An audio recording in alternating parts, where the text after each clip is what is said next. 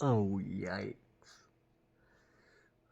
I just try not to watch too much Fox News because I had like 100 some videos from them about the Charlie Kirk situation. But then I only have it limited to like 6 or 7 videos from this one YouTube channel.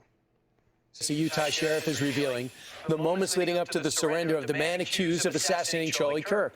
We're also learning what Tyler Robinson requested during his negotiation with law enforcement. Garrett Tenney joins us from Utah Valley University's campus. Garrett, good morning.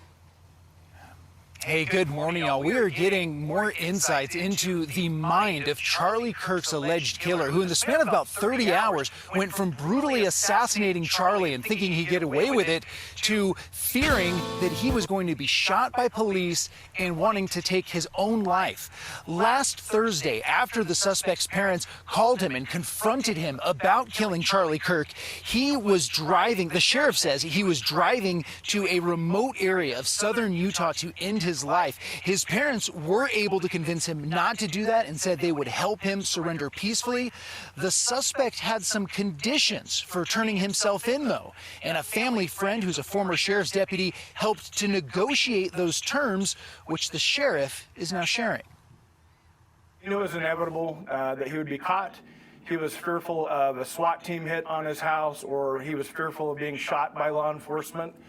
So part of the negotiation and getting him to bring himself in was that we would treat it as delicate and as soft as possible to make him feel comfortable to where he would show up at my office, and that's exactly what happened.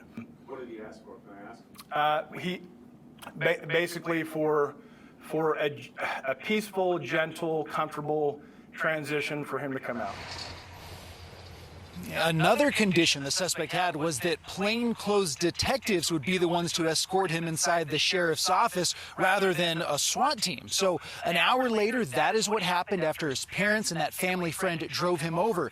The sheriff described the suspect's demeanor as quiet and somber when he arrived, and during the 2.5 hours that he was there until law enforcement came and picked him up and brought him up to Utah County. As for his parents, the sheriff said they've been advised to lay low for a long time for their own safety, just because of the amount of threats that have been coming into the area for anyone with the same last name. Back to y'all.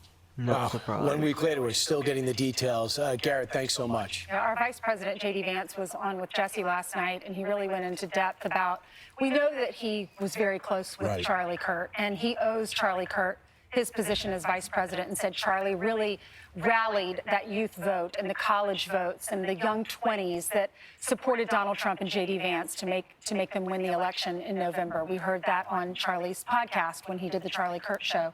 But then last night he went into detail about how he found out and how he had to tell the president in the Oval Office. Listen. I was the person who walked into the Oval Office and said, "Mr. President, I'm sorry, but Charlie passed." And that was a very, very tough moment.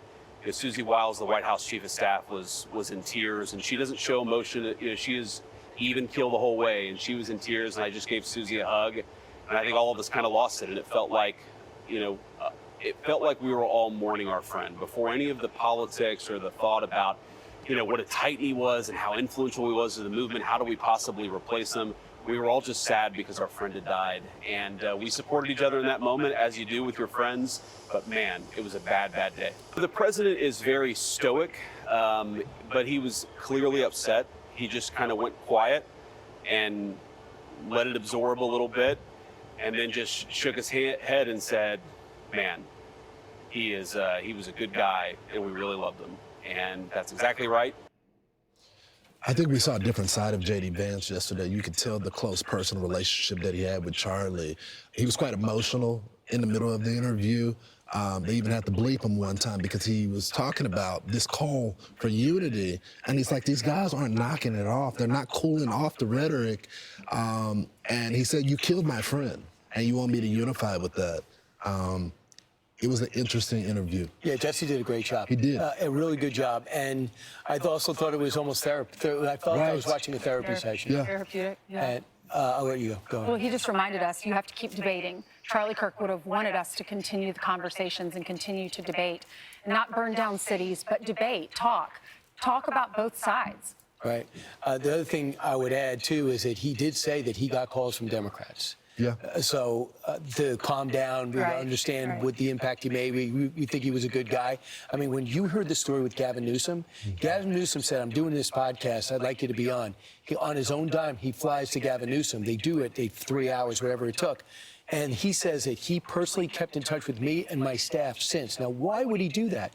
It's not to get publicity. It's to get more insight, build bonds, understand the other side, sees that this guy could be president. So I think that would be one thing. If I was in Gavin Newsom's camp, I'd say, talk about that. Right. This is an opportunity to be a unifier instead of saying punch him in the mouth. I mean, frankly, from a personal standpoint, his son wanted to meet Charlie Kirk.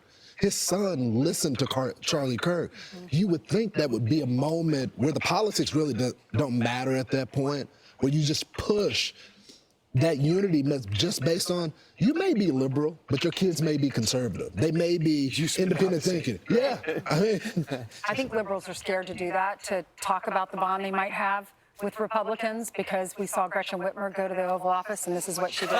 Remember? It's true. Because they're worried about the pushback and maybe losing an election. Well, Don. I'm Steve Ducey. I'm Brian Kilmeade.